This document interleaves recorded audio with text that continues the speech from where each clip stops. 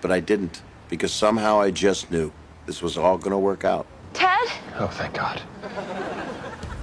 Welcome to MsMojo, and today we're counting down our picks for the TV smooches we waited seasons for. If you're into will they, won't they shows, be aware there's some swoon-worthy spoilers ahead. You think you knew I was here? Number 50, Devi Vishwakumar and Ben Gross, Never Have I Ever. You stayed.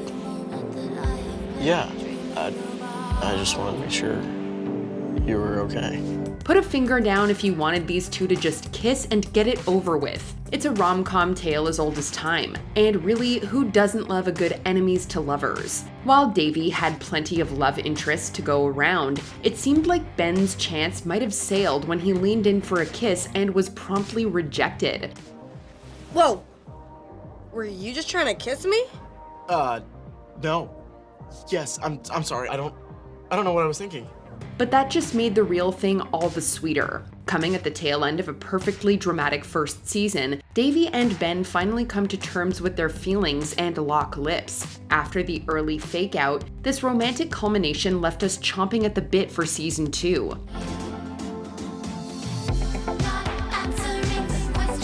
Number 49, Alec Lightwood and Magnus Bane, Shadowhunters. Besides, you have emissaries from the Clave to meet. You don't want to tarnish your family's perfectly crafted image now, do you?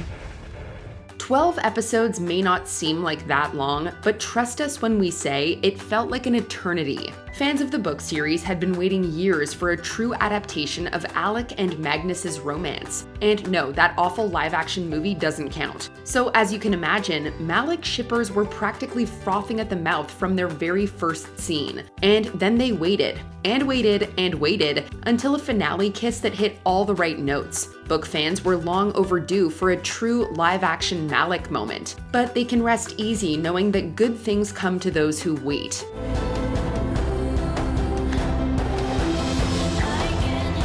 Number 48, Zoe Hart and Wade Kinsella, Heart of Dixie. You know, it's not like I never thought about having sex with you. It's just, what's the point? When a big city doctor moves to middle of nowhere Dixie, it's only natural she starts a mild flirtation with the smoking hot bartender Wade. What we didn't expect is that we'd be left waiting an entire 22 episode season before they'd finally seal the deal. Rock bottom. I just played Dixie with my butt. It's clear from the pilot that Zoe and Wade have serious chemistry, but Heart of Dixie commits to the slow burn until it all spills over in the first season finale. Hey, at least we can say it was worth the wait. The barn, the moonlight, the longing looks. Be still our hearts. That's Heart heart, by the way. Hey, you two okay? Number 47, Leslie Knope and Ben Wyatt, Parks and Recreation. I really like your shirt. So I'd like to talk about where you think there's waste within your department.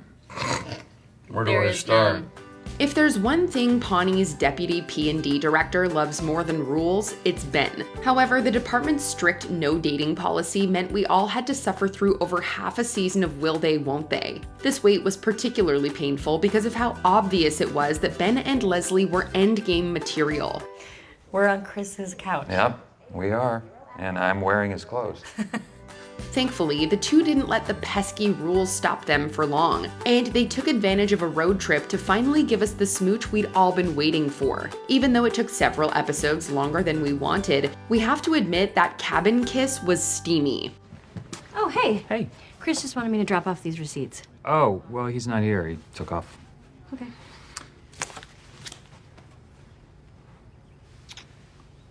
Number 46, Aang and Katara, Avatar: The Last Airbender. No, I mean, if it was a choice between kissing you and dying. Oh! What? I'm saying I would rather kiss you than die. That's a compliment. Given that these two wandered into a tunnel literally called the Cave of Two Lovers, we were ready to riot if it didn't end with them finally acting on their feelings. Not like we'd already been waiting an entire season or anything. Luckily, Avatar delivered. After an episode that not so subtly left the two isolated from the rest of the crew, Aang and Katara end up leaning in just as their lanterns go out.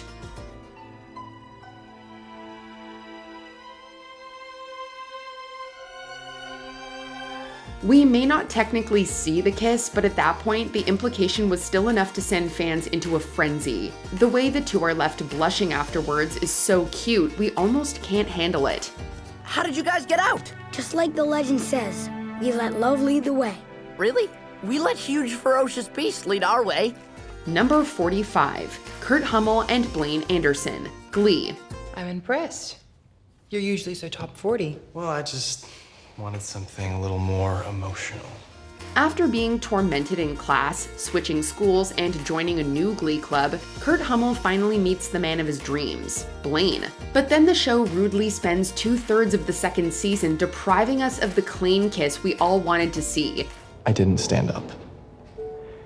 I let bullies chase me away, and it is something that I really, really regret. Just when you think it may not be in the cards, Blaine leans in, and history was made. Given everything Kurt went through because of his sexuality, seeing him experience true queer joy is something special. There's a reason Klaine remains such a beloved couple, and most of it is because of how moving this first kiss is.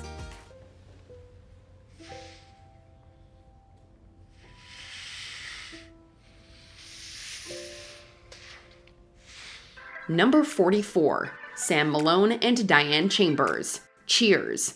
Sam, you talk a lot about our having a dalliance, but I've always been told that barking dogs don't bite. Biting, is that what you're into? One of the most on-again, off-again couples in TV history, it's surprising to learn Sam and Diane were decidedly off for the show's entire first season. While their pairing divided audiences, you can't help but root for their union in these early days, especially when Diane goes out with Sam's brother, causing all sorts of jealous friction. Derek just wants to fly me out to Martha's Vineyard tonight. In a plane or on his back? But like all great TV romances, that tension leads them both into the bar's office, where the two finally put their money where their mouth is. Somewhat literally. Even if you don't think Sam and Diane are meant to be, there's no denying the infectious energy of this inaugural hookup. Are you as turned on as I am? More. Number 43, Ross Geller and Rachel Green, Friends. I didn't get a cat. Oh, that's, interesting. No, it's not interesting. Long before viewers wondered if they were on a break or not, Ross and Rachel were just unlikely neighbors. Unlikely neighbors with a whole lot of romantic tension, that is. The early days of Friends made a habit of slightly nudging the two together in a painfully teasing fashion, to the point they technically kiss partway through the first season. It's more out of instinct than true lust, and over a pile of laundry, so a lot of fans don't count it as the start of their relationship. A brand new woman, ladies and gentlemen. You think I could not have done this without you?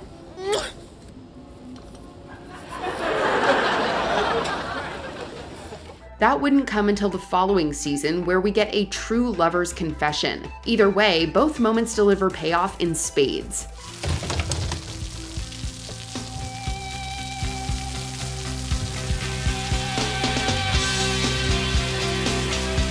Number 42, Veronica Mars and Logan Echolls, Veronica Mars. Maybe we should do a story on OxyContin use in the administration office.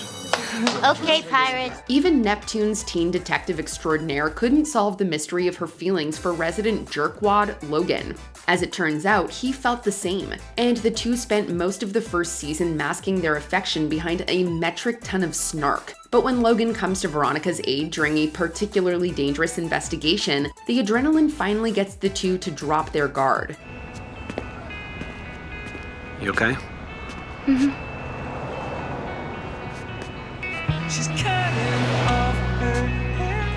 Before they have time to think, they kiss. And boy, is it one for the record books. The swooping camera and handsy movements release an entire season of pent-up crushing in one glorious moment. If you didn't ship them before, this kiss is guaranteed to make you a true believer.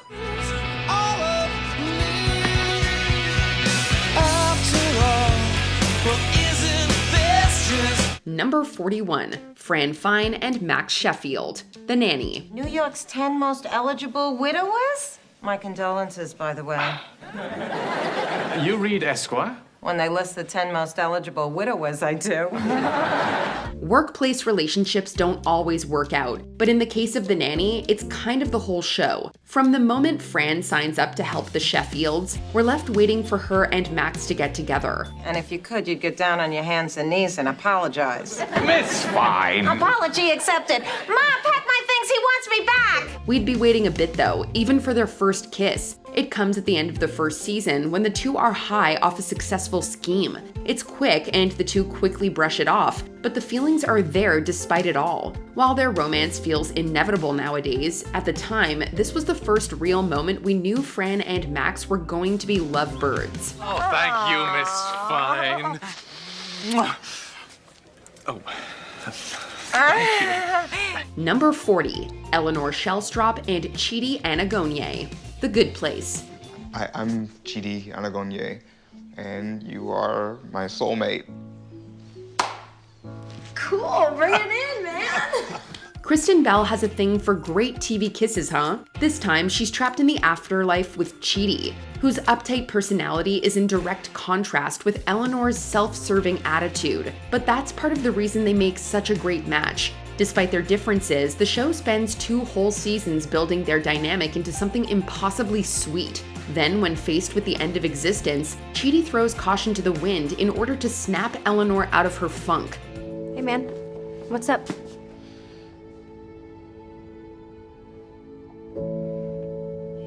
The Good Place's restraint to wait until the end of the 2nd season turns this long overdue declaration into a perfect romantic release. Hot diggity dog. Oh no! Now the thing I said right after we kissed will always be hot diggity dog. Whatever. It was an honest reaction. I stand by it. Number 39, Adora and Catra, She-Ra and the Princesses of Power. Why are you looking at me like that? Wait. No. I know what this is about. Ugh, I knew you'd be weird about me letting you escape. I told you it's not because I like you. I mean, I didn't say anything. Our sincerest condolences to fans of this couple. She-Ra really made you wait for it. We're talking 5 whole seasons. And even then, Adora and Catra only act on their feelings in the literal last episode of the show. That's some major buildup. And we have to admit, it was pretty agonizing. Don't you get it? I love you. I always have. So please, just this once.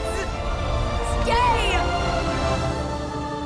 But at least the payoff was a slam dunk. Facing the end of the world is a perfect time for a dazzling act of passion. Then exchanging I love yous though, that was just the icing on the top. We'd gladly wait another 5 seasons if it meant we get a romance as fulfilling as Adora and Catra's.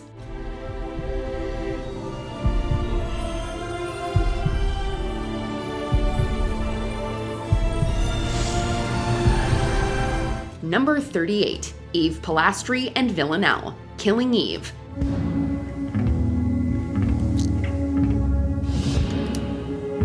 Detective and killer, cat and mouse. Call them what you will. The fact of the matter is that Eve and Villanelle had so much chemistry, it almost hurt to see them on opposite sides. Killing Eve seemed to relish in our suffering, stretching out their obvious affection across not just 1, but 2 seasons. You can hold on to it if it makes you feel better. It got to the point where it almost seemed like the two would never get the kiss they deserved. Then, in the 3rd season, the two run into each other and finally let the sparks fly. For all their issues and obstacles, in this one moment, Eve and Villanelle simply loved each other. And you can't get better than that.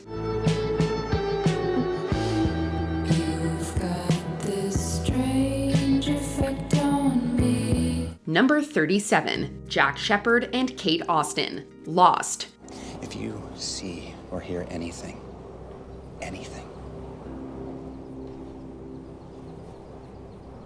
run.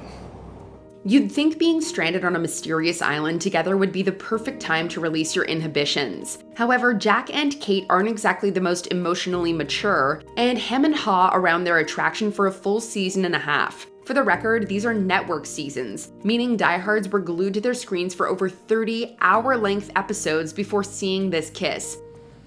I was actually thinking that I should stay and watch Sawyer. I'll stay with him. You should be there.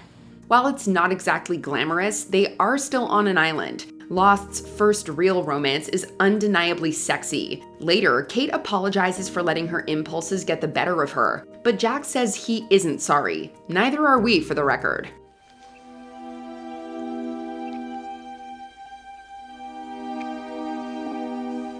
Number 36, Sydney Bristow and Michael Vaughn. Alias.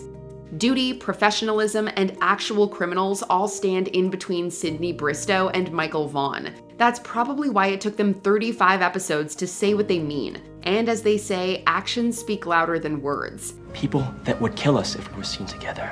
The Alliance, SD6 Sloan, are the very forces that brought you into my life to begin with. What kind of a sick joke is that? Let's just say the two celebrate the supposed end of Big Bad SD6 with some old-fashioned R&R. It's about damn time, that's for sure. Even if the two hadn't finished their mission, we could only take so many false starts and longing looks before our hearts would explode. A season and a half of pining isn't exactly what the doctor ordered, but this scene is so good it almost makes it worth it.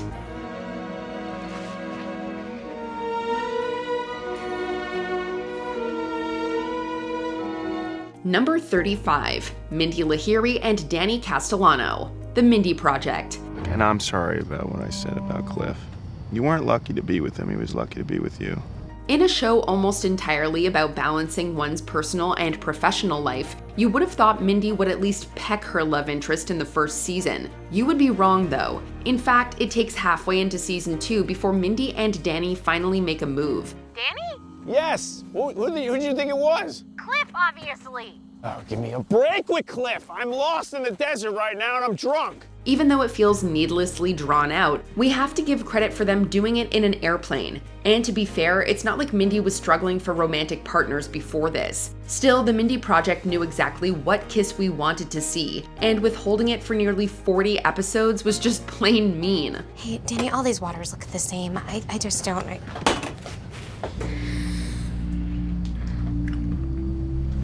Number 34, Chuck Bartowski and Sarah Walker. Chuck. Thank you. You don't have to thank me. It's my job to protect you. What about when it's not your job? What happens to us then? If you want to be pedantic, technically Chuck got to kiss drop-dead gorgeous Sarah in episode 9. They were both undercover though, and since there wasn't any real romantic intent behind it, most fans don't count the start of their relationship until the very end of season 2, some 30 episodes later. Trust us, it was worth the delay. The two are preparing for the end of the world, so they don't just kiss. They end up spending the whole night together for a sensual rendezvous to remember. So how does it feel? Feels great, actually. Like everything is finally real. It is real. If you're going to make us wait 2 full seasons for a hookup, take a cue from Chuck and make it worthwhile. Number 33, Midge Maisel and Lenny Bruce, The Marvelous Mrs. Maisel. How you doing? You okay? 10 minutes in the elements. Do you need me to call a hairdresser or a priest? I'm fine. This place is nice. Carnegie Hall. Divorce is no laughing matter, but you simply have to laugh at the turn of events here. Midge's husband leaves her in the pilot, and despite some very overt flirting with Lenny, the two don't lock lips until the end of season 4. I was a complete ass. I'm very sorry. I have forgotten all about it. You still sound mad. Lenny, please. Midge, you have to forgive me. You heard that right. For 4 seasons, we waited for these two to finally get together. And even then, it came at the tail end of the finale, meaning we had to wait another year for the fallout. Still, we can't lie, it is one hell of a kiss. It almost makes the 4 years of pining worth it. Almost. Just like mine. I'd like to add his initial to my monogram. Number 32, Alexis Rose and Ted Mullins, Schitt's Creek. I'm very happy with the job that you're doing. And I like having you here. A little bit of Alexis goes a long way, but 3 seasons is stretching it. While David and Patrick are simply the best, they only lasted a respectable season before locking lips.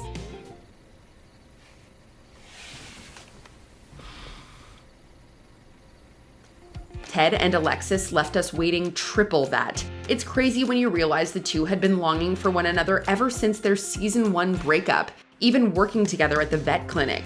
Yet somehow Schitt's Creek deprived romance lovers of their true relationship for literal years. The show's commitment to playing the long game did make for one of the sweetest love confessions in recent memory, so we can't be too mad. But man, making it through those early seasons was rough.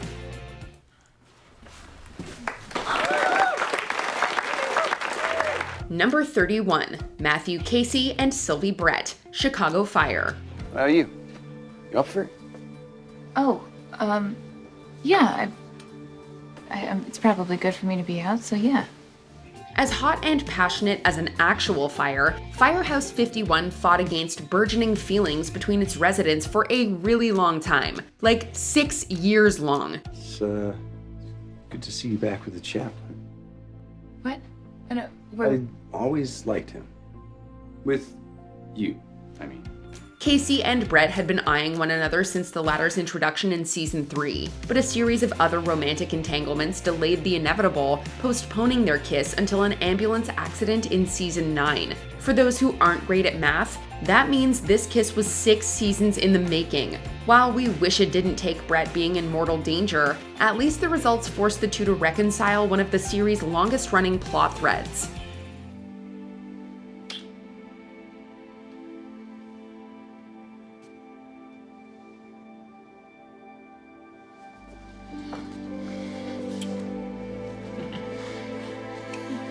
Number 30, Sheldon Cooper and Amy Farrah Fowler, The Big Bang Theory. Although she wasn't introduced until the long-running sitcom's 3rd season, Mayim Bialik's neuroscientist was a perfect match for Sheldon Cooper. I'm being blackmailed with a hidden dirty sock. If that was slang, I'm unfamiliar with it. If it was literal, I share your aversion to soiled hosiery. While she planted a smooch on him while under the influence in season 4, it wasn't reciprocated, and may have even further delayed their very real connection. It wouldn't be until season 7 that the fireworks really went off between Amy and Sheldon. Their first kiss came in the middle of a classic Sheldon tantrum. Now let's gaze into each other's eyes. You blinked, I win. Let's see, what's next? Oh, kissing's romantic. Then, of course, it became the real thing. It's the kind of first kiss only Sheldon Cooper could manage. It was a sarcastic joke until it became reality. That was nice. Good. Number 29, Oliver Queen and Felicity Smoke, Arrow. This CW superhero series follows Oliver Queen, a billionaire-turned-vigilante who begins fighting crime and corruption in Starling City. Early in the series, he meets and works closely with IT expert Felicity Smoke. I was at my coffee shop surfing the web, and I spilt a latte on it. Really? Yeah, Because these look like bullet holes. my coffee shop is in a bad neighborhood. Fans waited eagerly as the two flirted shamelessly for 2 seasons. Then, in the 3rd season premiere, they finally got their wish. The two went on their first date, only for Oliver to realize he can't be a superhero and the man she deserves. Stop dangling maybes. Say it's never going to work out between us. Say you never loved me. Their first kiss feels like a painful goodbye. Luckily, fans wouldn't have to wait too long for them to come to their senses. I couldn't be the Arrow and be with you. I want to be with you. Number 28, Janine Teagues and Gregory Eddy, Abbott Elementary. It was clear from the pilot episode that Mrs. Teagues and Mr. Eddy were a perfect match. But like any will they or won't they TV relationship, they had a few hurdles to clear first. I was gonna wait for my boyfriend to finish his show to eat, but no. I'm hungry now, so I should eat now. Season 2 of the runaway hit sitcom constantly teased us with their inevitable pairing. After all the false starts and fleeting looks, the two finally had their first kiss at a teacher's conference. It all went down in the middle of a classroom full of flowers. When the chemistry is explosive from the start, even 2.5 seasons can feel like a lifetime of waiting. We got caught up in the moment. That's what she said about it. Just two friends getting caught up in the moment. Number 27, Amy Sosa and Jonah Sims, Superstore. The employees of big box store Cloud9 had a lot to contend with. Shoplifters and corporate shenanigans are crazy enough. Workplace romance is another thing entirely. The thing about this structure is it's really solid, you know? It's very strong, it's very sturdy, it's very sexy. Sales associate Jonah Sims was down bad for supervisor Amy Sosa from the start. It wasn't until a tornado trapped them in the store that they were forced to reveal their feelings for each other. Because nothing says romance like flying debris and a falling ceiling. Of course, they try to play it off as no big deal. But if this list proves anything, it's that two characters kissing on a TV show is like opening Pandora's box. That was an accident, but We didn't Yeah. mean to do that. Was Yeah, like, it was you were going in. Yeah, guys, something just happened! Number 26, Jake Peralta and Amy Santiago, Brooklyn Nine-Nine. Jake Peralta and Amy Santiago's first kiss was a spur-of-the-moment decision, but they were undercover, so it didn't really count, right? NYPD, freeze! We are police colleagues! You're under arrest! This is a work event! Well, they cleared up the confusion in the filing room later in the episode, and it was enough to make fans' hearts start pounding. While it was an intense and dramatic scene for such a hilarious show, it was another story behind the scenes. Andy Samberg and Melissa Fumero were living up to the show's madcap goofiness off camera. Apparently, to make their kisses less awkward, the two actors ate food that would give them bad breath. You're gonna go to the Polish place and get pierogies, potato pancakes, and a cup of hot chocolate. That's exactly what I'm gonna get. Yeah. I will be having pizza, 2 slices of meat supreme from Tony's, served display temperature. Number 25, Ted Mosby and Tracy McConnell, How I Met Your Mother. Bad like there was a big fight. Bad like there was a big ring. Bad like this happened in the past year. Bad like it happened Saturday.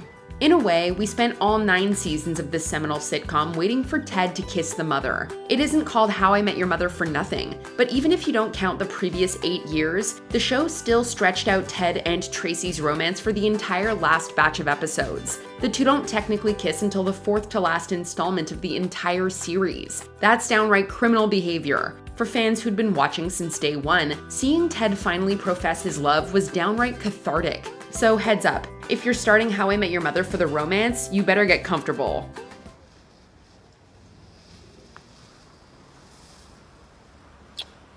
Number 24, Joyce Byers and Jim Hopper, Stranger Things.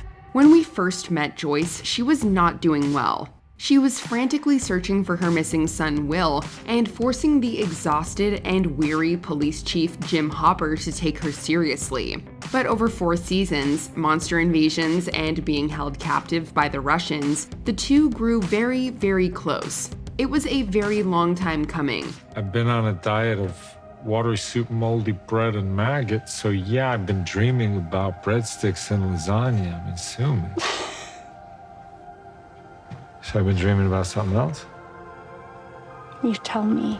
Scored with the show's usual 80s-inspired synthesizer, it's a magical and surprisingly passionate kiss. It was a great moment because both of them had grown so much in that time, together and apart, and were much better than when we first met them. And after that? I don't know. Use your imagination. Number 23, Buffy Summers and Spike, Buffy the Vampire Slayer. Couples and relationships can be a hot topic among fans. That's especially true for Buffy the Vampire Slayer. Buffy fans can probably be divided into camps based on which vampire they wanted Buffy Summers to end up with. The day you suss out what you do want, there'll probably be a parade. 76 bloody trombones. Angel was her first love on the show, but the leather-clad, peroxided vampire Spike entered the race halfway through the series' run. They technically locked lips in season 5, but no, the Buffy bot doesn't count. It wasn't until season 6's classic musical episode that the two finally had their first real kiss. Their embrace closed out the show, leaving viewers dazed by the entire episode and foaming at the mouth to see how things would pick up the next week. Where do we go from here?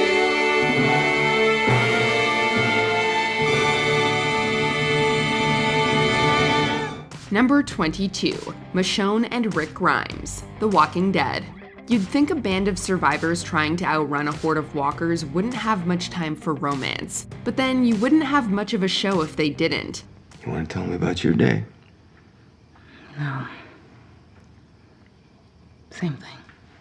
Well, you found a guy? Fans of the comics knew Michonne was coming, but they didn't necessarily know her introduction would result in a pairing with the show's protagonist, Rick Grimes. However, fans didn't get to see them act on their attraction for 3 seasons. In an uncharacteristically warm episode, the two begin to kiss while sitting on the sofa after sharing the adventures of an average day in a post-apocalyptic landscape. Also, you had a day. Yeah. All on account of your dental hygiene. Number 21, Gil Grissom and Sarah Seidel. CSI Crime Scene Investigation. Few had it quite as hard as the CSI fandom. Having kept their relationship hidden from their colleagues, crime scene investigators Gil Grissom and Sarah Seidel's first on-screen kiss was probably one of the most gut-wrenching ever. That just makes this worse. I can't talk about this right now. I can't. Sarah, having lost her passion and drive for the job, kisses her now fiancé Grissom goodbye and departs the crime lab. The two would eventually marry, break up, and get back together. But most of their romantic relationship would be played off screen after actors William Peterson and Georgia Fox's roles as part of the cast changed. Their return in the 2021 follow-up series was a welcome look into their dynamic as a married couple. We weren't really that worried about the ring.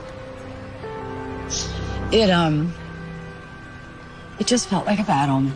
Number 20, Maddie Hayes and David Addison. Moonlighting. Look, we're not saying the Blue Moon Detective Agency invented the long-simmering workplace romance, but Maddie Hayes and David Addison probably perfected the trope. You know, that's what I like about this place. You learn something new every day. But you get serious. Maddie, I just have my hand on your behind. If I get any more serious, they're gonna move us to cable. Inspired by screwball comedies and murder mysteries, the show cast Bruce Willis and Sybil Shepherd, proving opposites really do attract. The dramedy constantly teased us with fantasy kisses throughout its episodes. However, when the constantly bickering pair gave in to their feelings in season 2, it was a painful case that finally gave viewers what they wanted. It was a thrilling and sad moment between the two. You tell me, what was that? What do you mean you tell me?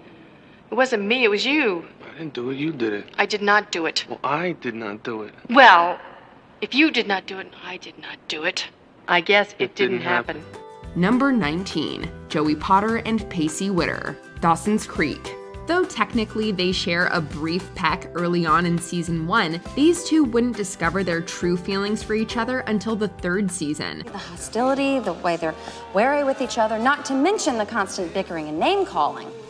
Now, these two clearly are in the early stages of some screwball mating ritual. What? These two start out as enemies, with Dawson really being the only thing connecting them. But over time, they become confidants, then friends, and then something more. Without even realizing it, they become each other's soulmates. And in a moment where Pacey can't hold his feelings in anymore, he kisses Joey, changing their relationship forever. Don't you ever get tired of talking? No, I I don't get get tired tired. Well, I don't know. I don't want to talk anymore. What are you trying to say, Joe, Pacey? I don't Why wanna- are we standing? I don't. It might have only taken most of the way through season 3 for these two to finally lock lips, but if you watched this relationship build through seasons 2 and 3, it felt like a lifetime. Number 18, Jess Day and Nick Miller, New Girl.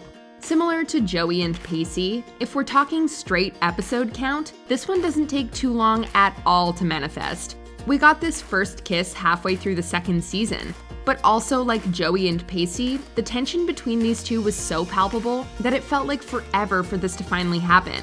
Good night, Nick. Good night.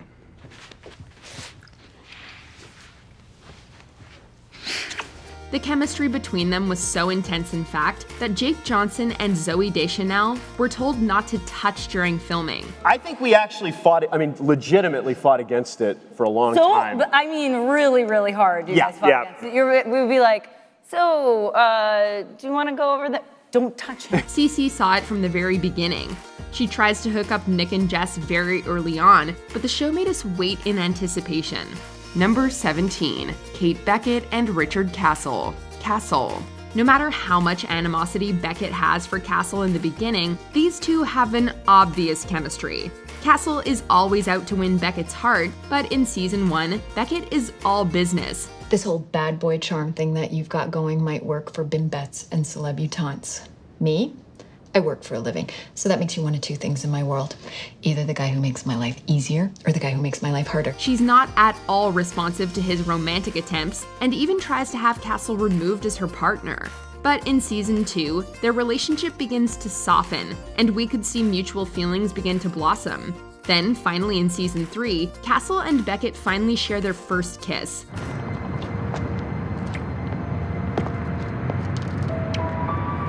It may have just been part of a plan to help their friends, but let's be honest, we all knew it was something more. Number 16, Leo Fitz and Gemma Simmons, Agents of S.H.I.E.L.D. These two literally traveled through space and time, losing each other and finding each other again and again. They obviously had chemistry from the very beginning. When did you become so sun-kissed? Because I'm pretty sure that every minute of every day you've been stuck in a lab right beside me. At the academy, at PsyOps, this plane. You've been beside me the whole damn time. They'd been partners ever since the academy. But as the show went on, it became more and more clear that there was something deeper between them than friendship.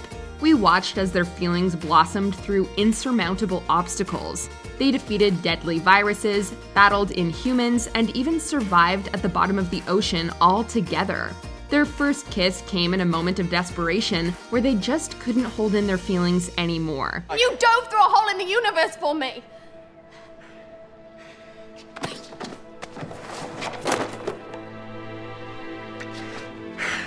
Number 15, Ziva David and Tony DiNozzo, NCIS. This one was a long, slow burn. These two don't even meet until season 3, when Ziva first joins the team. It takes them until season 11 to finally lock lips for real, but their first mission together involves them pretending to be a married couple. Oh, I'm sorry.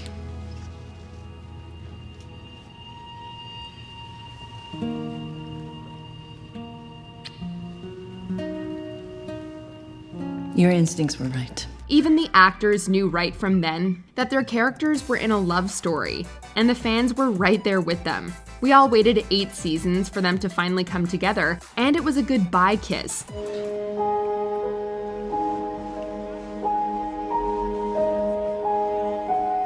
It took another long wait to see them reunited.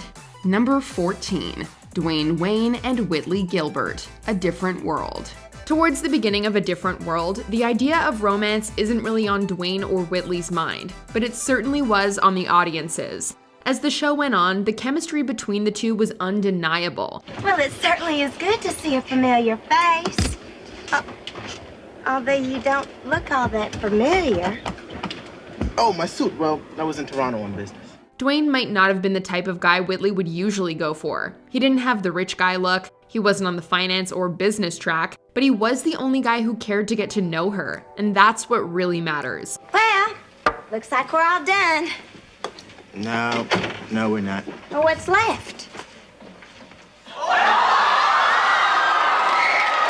Plus, both of these characters dated and loved other people before coming together. They knew themselves and knew what they wanted, which made them perfect for each other, and made this kiss worth the wait. Oh, whoa. One more thing. What? I love you too. Number 13, Damon Salvatore and Elena Gilbert, The Vampire Diaries. As soon as Elena quite literally ran into Damon in the second episode of the series, Vampire Diaries fans were hooked. Their love triangle with Stefan dragged on, and while there were small nuggets here and there, such as Elena chastely pecking Damon as he lay dying, the two didn't officially kiss until season 3. At the time, Damon and Elena were working to get Stefan back from Klaus, and Stefan and Elena were still together. Klaus is trying to send us a message. He wants us to find Stefan, who stole his coffins full of his dead family members. Coffins? Yep. Though Damon still considered Elena his brother's girl, hello patriarchy, he kissed her, knowing she would go back to Stefan in the end. If I'm gonna feel guilty about something, I'm gonna feel guilty about this. It still took another season for these two to get together, but we appreciated this kiss in the meantime. Number 12, Lucifer Morningstar and Chloe Decker, Lucifer.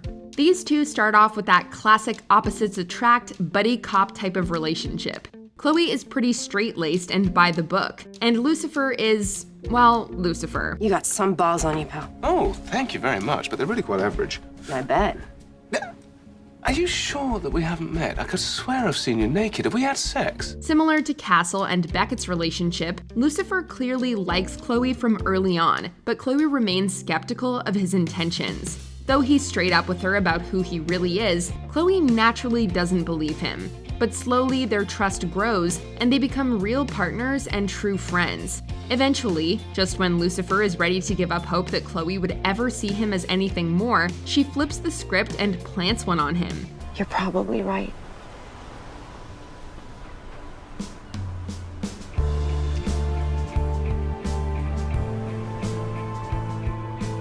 Detective. This might have only taken halfway through season 2 to happen, but we were all longing for this one since they first met. Number 11, Patrick Jane and Teresa Lisbon, The Mentalist. What's with these partner duos?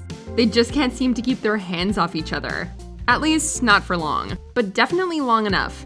Out of 7 long seasons of this show, these two don't give in to their romantic tension until the finale of season 6. I love you. Woo, you can't imagine how good that feels to say out loud, but it scares me. And it is the truth. At the start of the show, Jane is still recovering from the death of his wife, so it seemed unlikely that anything romantic would materialize between the two partners. Yet over time, the attraction between them becomes more and more obvious. In a Ross and Rachel type move, Jane finally admits his feelings for Lisbon just as she's about to leave to take a new job. She initially rejects him, but comes back and kisses him.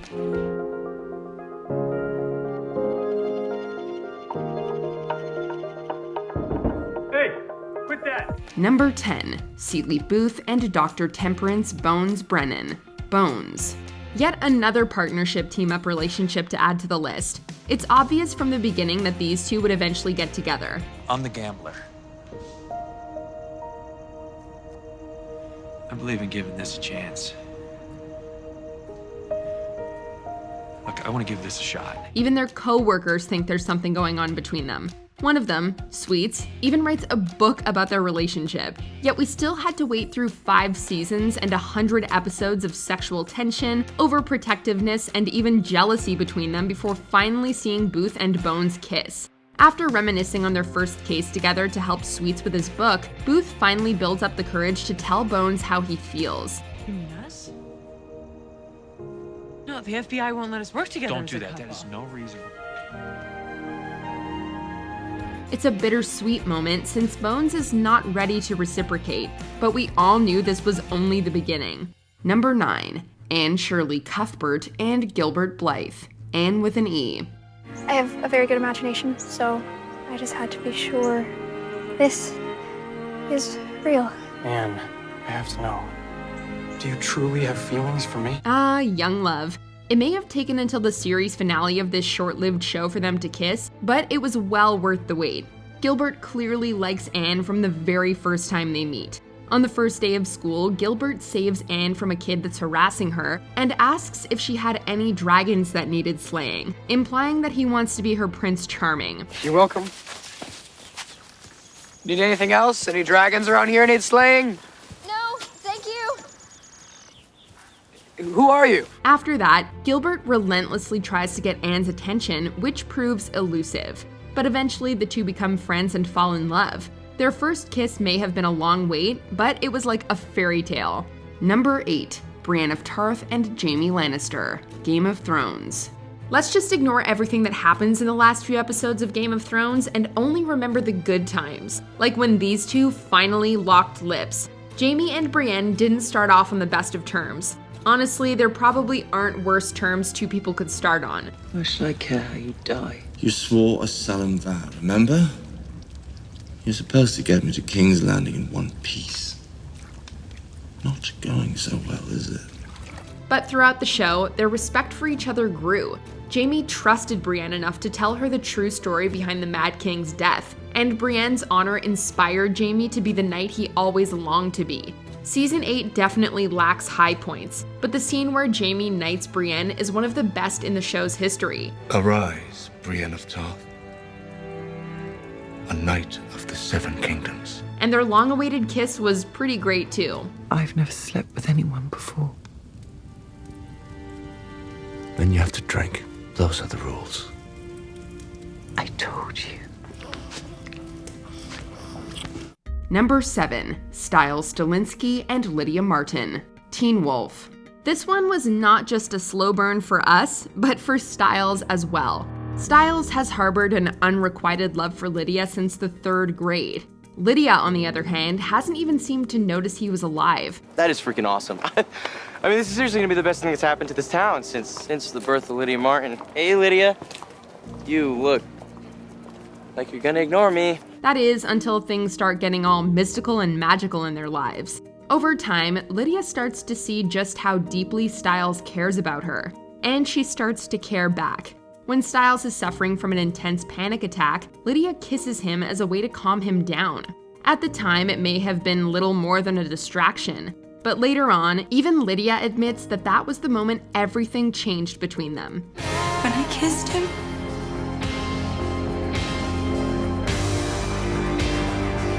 that's when it all changed. Number 6, Donna Paulson and Harvey Specter, Suits.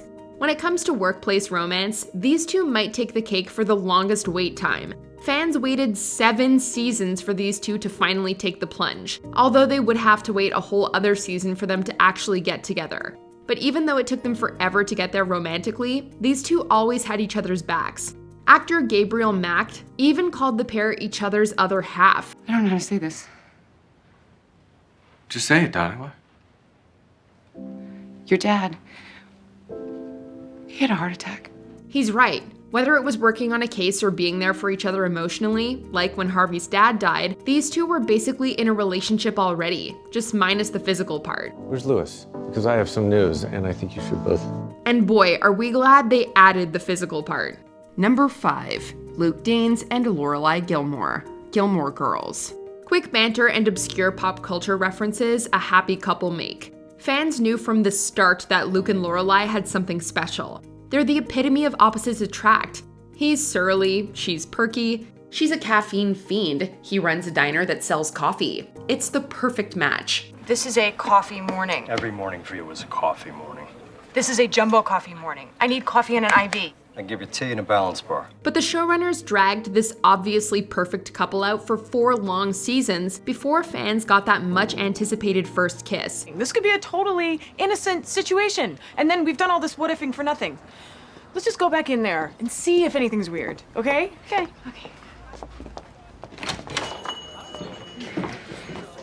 Is everything okay? Yes. In typical Gilmore Girls fashion, the build-up to the moment is hilarious and witty. Lorelai's attempts to figure out if Luke is serious towards her are a hoot, and the culminating moment is absolute perfection. What are you doing? Will you just stand still? Number 4, Clark Kent and Lois Lane, Smallville. There have been many iterations of Clark Kent and Lois Lane, but these two might win the award for the most screen time without a smooch. Lois didn't make it onto the show until season 4, but when she did, the chemistry she had with Clark was undeniable. Wait. Who are you? Lois. Lois Lane. Of course, the showrunners made fans wait until season 9 for that chemistry to finally come to fruition, all while making Clark navigate his superhero life without letting Lois in on his secret. These two had smaller kisses before, but whether it was Clark masquerading as Green Arrow or a run-in with Red Kryptonite, something always made those kisses feel a little less official than this one, which is why it's perfect. I never should have tried out in the first place or dragged you there with me, and I just...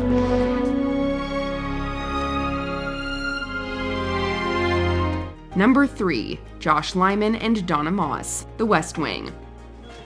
Ah, Yes. I'm your new assistant. Did I have an old assistant? Maybe not. Who are you? I'm Donna Moss. Of course, the polls could be the only thing to heighten the tension and finally push these two lovebirds over the hump. It's hard to imagine The West Wing without Josh and Donna, but the relationship almost never existed. Janelle Maloney was only hired for one scene in the first episode, the scene where she brings Josh coffee. Apparently, the chemistry between the two actors was so off the charts, producers hired her on as a regular. 7 seasons and much political banter later, the two finally kissed in the wake of a campaign victory.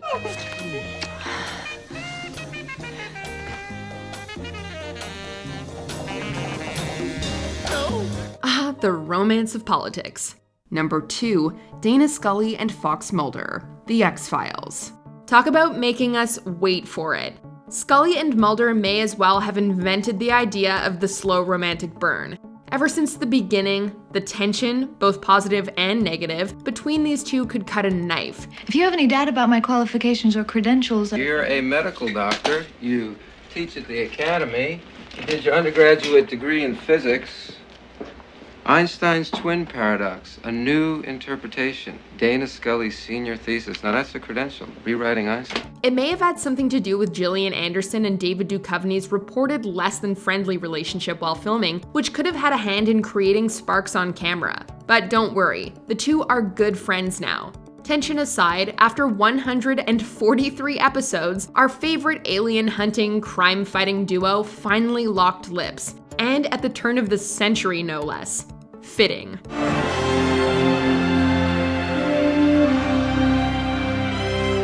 Before we continue, be sure to subscribe to our channel and ring the bell to get notified about our latest videos. You have the option to be notified for occasional videos or all of them. If you're on your phone, make sure you go into your settings and switch on notifications. Number 1. Niles Crane and Daphne Moon, Frasier. Like an autographed photo? Oh, well, it'd be my pleasure. From the first time Niles laid eyes on Daphne, he was smitten. But he was married at the time, so yeah, he couldn't really do anything about it. But even after Niles' marriage ended, it took a long time for this relationship to come to fruition. The lists of almosts for these two is too long to count. From the pair's explosive tango at the ball, to the Seattle heatwave fiasco, to Niles losing his nerve time and time again. Can't imagine what you must be thinking. Me barging in, asking to spend the night. Well, gee, I'm just thinking so many things. But all the near misses made it all that more satisfying when the two finally did the deed. Kissed, that is. You know, a lot of times... Oh, for God's sake, Dr. Crane. What TV kiss did you wait a lifetime for? Let us know in the comments.